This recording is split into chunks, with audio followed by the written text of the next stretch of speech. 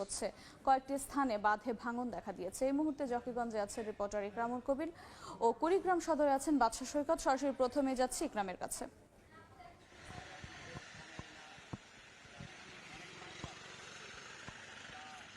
আমি এই মুহূর্তে আছি সিলেটের একেবারে সীমান্তবর্তী উপজেলা জকিগঞ্জের একেবারে সীমান্তর কাছেই। আমার পিছনে এই যেই গ্রামটি দেখা যাচ্ছে বা পুরো এলাকাটা দেখা যাচ্ছে পুরো পানিতে তলিয়ে গেছে। কারণ হচ্ছে কি কুশিয়ারা নদীর একটি বড় ভাঙ্গন এখানে। এই যে সবরিয়া গ্রাম, এই সবরিয়া গ্রামের পাশে যেই গ্রামটি দেখা যাচ্ছে এখানে হচ্ছে কি এরপরই হচ্ছে কি কুশিয়ারা নদী। এই জায়গায় একটি বড় ভাঙ্গন কারণে এই পুরো গ্রাম, এখানে সবরিয়া সরকারি প্রাথমিক বিদ্যালয়ের নিচতলা পুরো অর্ধেক পানিতে তলিয়ে গেছে। এই এলাকার ঘর বাড়ি পুরো তলিয়ে গেছে। আমি যদি আরেকটু দেখাতে চাচ্ছি পানির যেই এলাকা, এই এলাকার গ্রাম প্রায় 85টা গ্রাম, 5টি ইউনিয়নের 85টা গ্রাম পানির নিচে তলিয়ে আছে।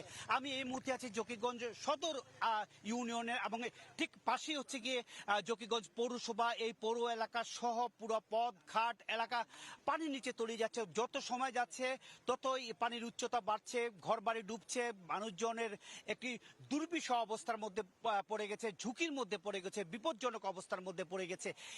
এবং আমি পানি উন্নয়ন বোর্ডের নির্বাহী প্রকৌশলী দীপক রঞ্জন দাসের সাথে কথা বলেছি কিছু সময় আগে। তিনি বলছে শুধু এই উপজেলা নয়, সুরমা এবং কুশিয়ারা বাঁধের প্রায় 25.5 কিলোমিটার জায়গা বিভিন্নভাবে নষ্ট হয়েছে, ভেঙেছে এবং ক্ষতিগ্রস্ত হয়েছে। বাঁধ উপচে পানি ভিতরে প্রবেশ করেছে।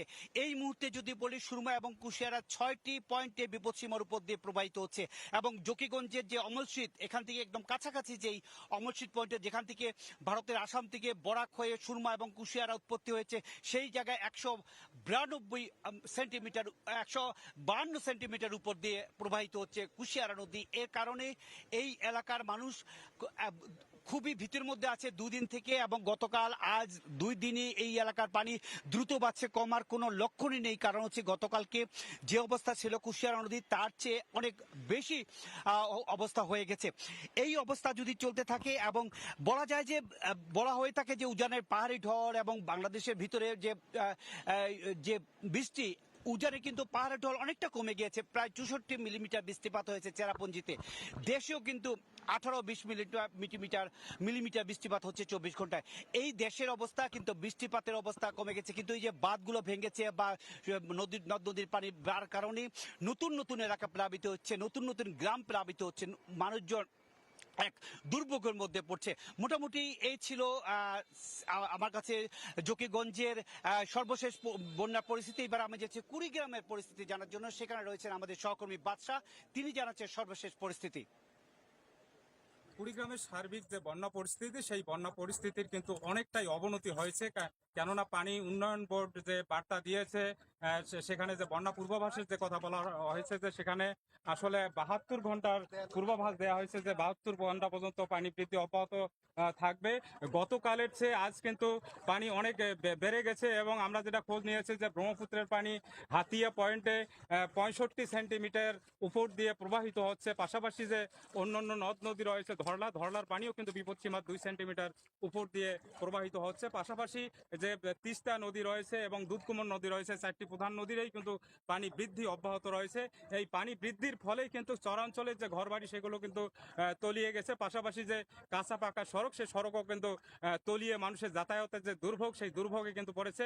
আমি এই মুহূর্তে রয়েছি কুড়িগ্রাম সদর উপজেলার একটি সড়কে, সেটি হলো যাত্রাপুর কুড়িগ্রাম সড়ক। এটি একটি গুরুত্বপূর্ণ সড়ক।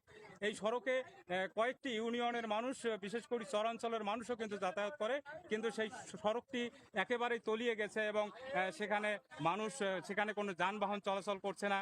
অনেকেই নৌকায় করে এই সড়কটি পার হচ্ছেন, আবার অনেকেই পায়ে হেঁটে সেই সড়কটি পারাপার করছেন।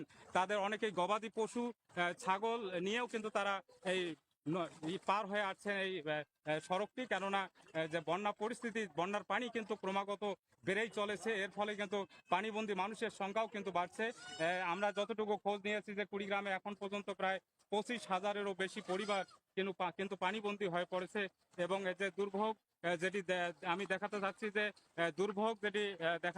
যে দেখাতে চাচ্ছি যে আসলে মানুষ, নারী পুরুষ কিন্তু অনেকেই যারা চরাঞ্চলে বাড়ি, তারা কিন্তু চলে আসছেন এবং তাদের গবাদি পশুগুলো কিন্তু তারা নিয়ে আসছেন। এই ছিল কুড়িগ্রামের বন্যা পরিস্থিতির সর্বশেষ। বন্যা পরিস্থিতির খবর জানছিলাম কুড়িগ্রাম ও সিলেটের জকিগঞ্জ থেকে।